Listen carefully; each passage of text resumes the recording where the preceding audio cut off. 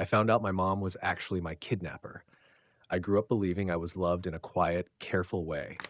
My mom hovered, worried about scraped knees and strangers and the world outside our door. She said I was her miracle, that she waited years for me, that nothing mattered more than keeping me close. I never questioned it. That's what parents do, right? But as I got older, little things stopped lining up. She avoided conversations about my early childhood. She never talked about the day I was born, only said it was complicated. Whenever I asked about family, she'd smile and say, "It's just us. That's all you need." And for a long time, that felt true. The realization didn't come all at once. It came in pieces. A doctor asking questions she answered too quickly. A teacher once mentioning that my last name had changed in old records. Friends joking that I didn't look like her at all. None of it proved anything, but together it made a knot in my stomach that wouldn't go away. One night, I finally asked her directly. I expected denial, excuses, anything but what I got. She went quiet, not angry, not scared, just tired. She told me that years ago, she'd been lonely and broken and desperate to be a mother. She told me she saw a child who wasn't being watched closely enough. A moment, a moment that lasted seconds. A choice that lasted a lifetime. She said she never meant to hurt anyone. She said she raised me with love, that she gave me everything she had, that she believed love could rewrite the beginning. I couldn't breathe. Everything I thought was solid suddenly felt borrowed. Then she said something that stopped my heart.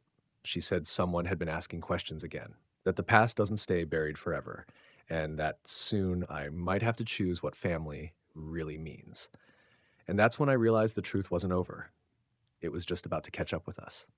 I didn't sleep after that conversation, not even for a minute. My mom went to her room like nothing had changed, like she hadn't just torn the floor out from under my life. She brushed her teeth, turned off the light, closed the door. I sat on the couch in the dark, staring at the wall, replaying every memory I had ever labeled as love.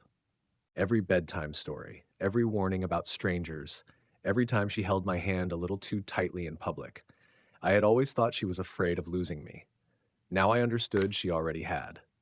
The next morning, everything felt different.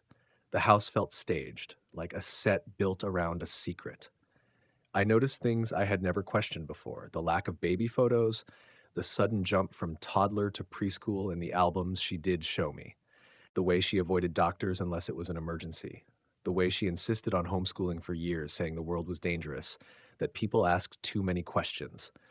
I started watching her the way she must have once watched me, carefully, quietly. I began searching for answers on my own. Late nights, private tabs, records requests. I didn't tell her what I was doing. Part of me was afraid she'd disappear. Part of me was afraid of what I'd find if she didn't. The paper trail was messy, but not gone. Birth records with inconsistencies, school files with altered names, a social security number issued later than it should have been. It wasn't a clean lie. It was a desperate one, patched together with hope and fear. Weeks passed like that, heavy, silent. Then one afternoon at work, a manager told me two people were asking for me by name. I knew before I saw them. They stood awkwardly near the door, unsure where to put their hands, unsure how to exist in the same space as me. The woman looked like she might cry or collapse. I couldn't tell which. The man's eyes never left my face, like he was memorizing it in real time, afraid this was temporary. They didn't rush me. They didn't touch me. They asked if we could talk somewhere quiet. They told me I was their child. They told me about a park, a sunny afternoon, a moment of distraction that haunted them every day since. They told me about birthdays celebrated in silence, about a bedroom that stayed untouched for years, about a marriage that barely survived the weight of not knowing if I was alive. They showed me photos, and for the first time in my life, I saw myself reflected back without effort. My smile, my eyes, my posture. It felt like looking into a mirror that had been missing my whole life. They told me a detective had reopened the case. Old evidence paired with new technology, patterns that finally made sense. A woman who moved often, avoided systems, changed names just enough to stay invisible.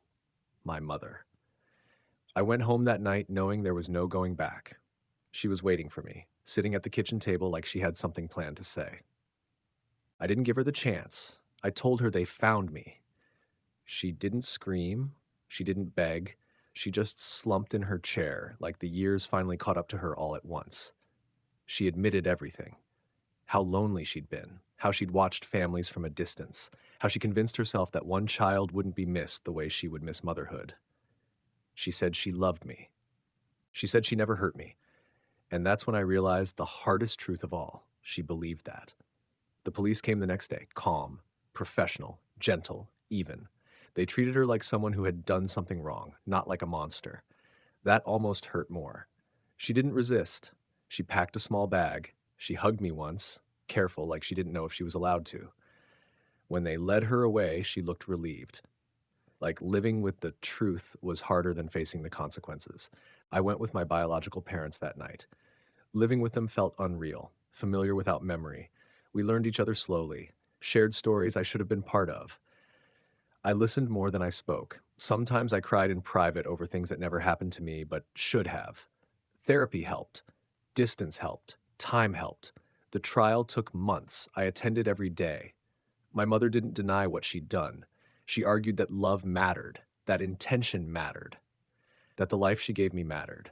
The court listened, then ruled that love does not cancel harm, that good intentions do not erase stolen years. She was sentenced. Before she was taken away, she looked at me. She didn't ask me to forgive her. She didn't ask me to visit. She just said she was glad I survived her choice. Years have passed now. I carry both histories. I honor both truths. I don't simplify my story for anyone's comfort. I was stolen. I was loved. I was found. All of it is real. Family isn't just who raises you or who creates you. It's who lets the truth exist, even when it costs them everything. My past finally caught up to me, and for the first time, I didn't feel afraid.